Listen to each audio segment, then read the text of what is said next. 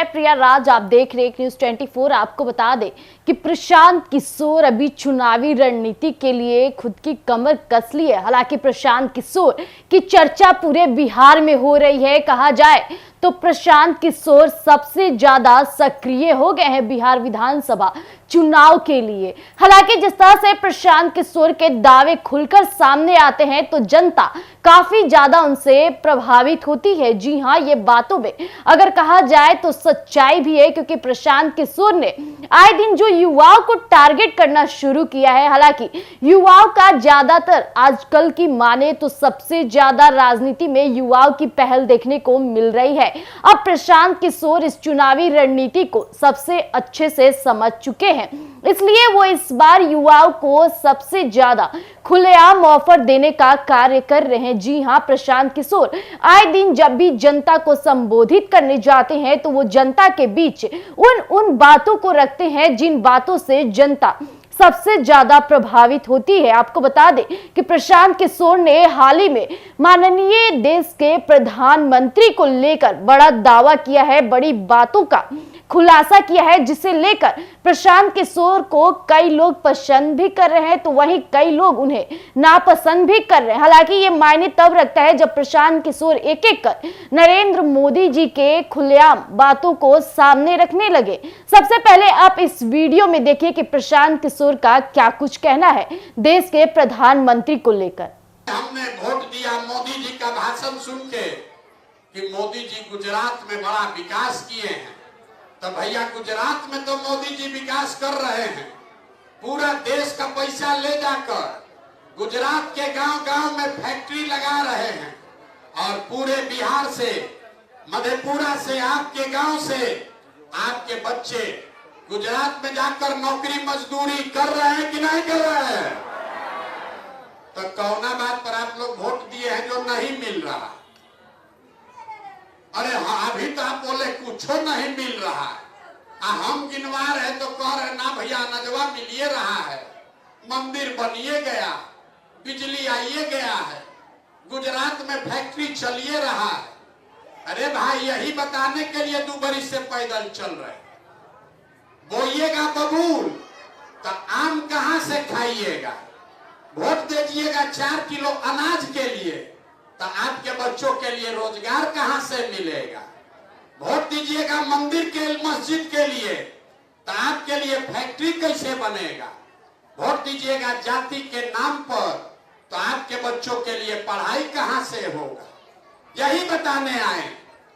आप मोदी को वोट दिए 4 किलो अनाज के लिए तो अनाज मिल रहा है। मोदी को वोट दिए मंदिर के लिए, मंदिर बन गया। लालू जी को वोट दिए आवाज के लिए, आवाज मिल गया। नीतीश को वोट दिए बिजली के लिए, बिजली मिल गया।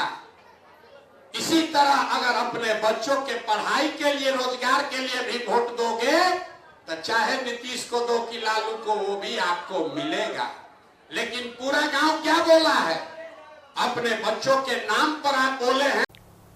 तो जैसा कि अभी आपने इस वीडियो में सुना किस तरह से प्रशांत किशोर जिस तरह से बोल्ड आवाज में वो देश के प्रधानमंत्री नरेंद्र मोदी को टारगेट कर रहे हैं। उनका साफ तौर पे कहना है कि वो देश के तीसरी बार प्रधानमंत्री बने हैं। उनका कर्तव्य होता है कि हर एक राज्य के लोगों पर नजर रखना, हर एक राज्य का विकास करना। लेकिन देश के प्रधानमंत्री नरेंद्र मोदी सिर्फ गुजरात के विकास के पीछे हाथ धोकर पड़े हैं। वो सिर्फ विकास करना चाहते हैं तो गुजरात का और बाकी राज्यों पर उनकी नजर ही नहीं है। जिस तरह से गुजरात में आए दिन बड़े बड़े फैक्ट्रियों का निर्माण किया जा रहा है, आखिर अन्य राज्यों में क्यों नहीं?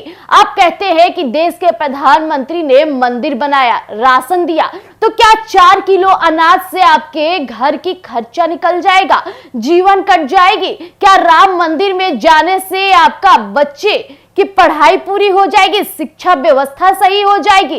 तो प्रशांत किशोर जिन जिन बातों का व्याख्यान कर रहे हैं जनता के बीच, ये बहुत बड़ी बात हो जाती है। प्रशांत किशोर ही वो थे जब गुजरात के एक बार एक समय में गुजरात का गुणगान गाते थे, आज वही प्रशांत किशोर देश के प्रधानमंत्री को टारगेट कर रहे हैं, उन पे बोलबाला कर रहे हैं। तो ये कहां की राजनीति है? रहा बात राजनीति की, तो राजनीति में उथल पुथल होते हमने कईयों बार देखा है, लेकिन जो प्रशांत किशोर इस वक्त कर रहे हैं अपनी पार्टी में, बड़े बड़े प्रशासन की पद की नियुक्ति जो होती है वो अपने पार्टी में शामिल कर रहे हैं। मैं बात करी आईएएस और आईपीएस अधिकारी की, तो सबसे ज्यादा प्रशांत किशोर की पार्टी में सम्मिलित है। रहा बात डॉक्टर्स की, तो सबसे ज्यादा डॉक्टर प्रशांत किशोर की पार्टी में देखने को मिल रहा है। रहा बात युवाओं का, तो युवाओं का भी कहीं ना कहीं रुझान प्रशांत किशोर की पार्टी की तरफ बढ़ते जा रहा है। तो इस बार जो बिहार विधानसभा की रणनीति तैयार की गई है ये काफी सोच समझकर की गई है, और जिस तरह से जनता के बीच जब वो जाते हैं तो कहा जाए तो पूरा व्याख्यान लिखकर जाएं, ऐसा मानना पड़ेगा, क्योंकि प्रशांत किशोर जिन जिन मुद्दों को गिनवाते हैं वो वाकई सही तौर पर गठित रहती है। लेकिन जनता इस बात को कितना समझ रही है ये तो प्रशांत किशोर रूबरू वाकिफ हो चुके हैं। लेकिन आपको बता दें कि प्रशांत किशोर जिस तरह से बिहार विधानसभा के लिए अपनी कमर कसे हुए रणनीति तैयार कर रहे हैं, इस बार बिहार विधानसभा में बहुत बड़ा खेला देखने को मिलेगा। तो तब तक के लिए ऐसे तमाम खबरों के लिए आप बने रहिएगा एक न्यूज़ 24 पर।